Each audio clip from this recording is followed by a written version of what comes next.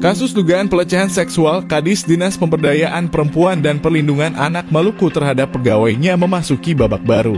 Korban kini sudah melaporkan atasannya ke pihak berwajib.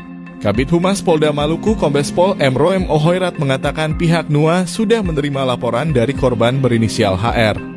Korban sudah melaporkan kasus pelecehan tersebut kepada Polda Maluku pada Selasa 18 Juni 2023 lalu, ucap Roem kepada tribunambon.com saat dikonfirmasi Kamis 20 Juli 2023 siang. Dari laporan tersebut, penyidik sudah mengambil keterangan korban HR dan beberapa saksi. Selanjutnya, kata dia, penyidik akan memanggil pihak-pihak terkait lagi termasuk terduga pelaku DK. Hal ini untuk mendengarkan kesaksian dari mereka untuk mendapatkan alat bukti. Yang jelas kasus sedang bergulir, nanti hasilnya akan kita dampaikan lagi ke masyarakat, ujar Roem. Untuk diketahui, pelecehan seksual itu diduga sudah terjadi 3 kali dalam periode bulan Juli 2023.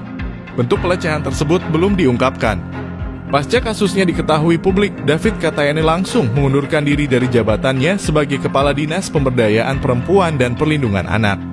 Berdasarkan informasi yang dihimpun Tribun Ambon, David Katayane telah memasukkan surat pengunduran diri kepada Pemprov Maluku pada Selasa 18 Juli 2023. Di hari itu juga, Katayane terakhir berkantor dan enggan menerima wartawan yang hendak mengkonfirmasi kasus tersebut.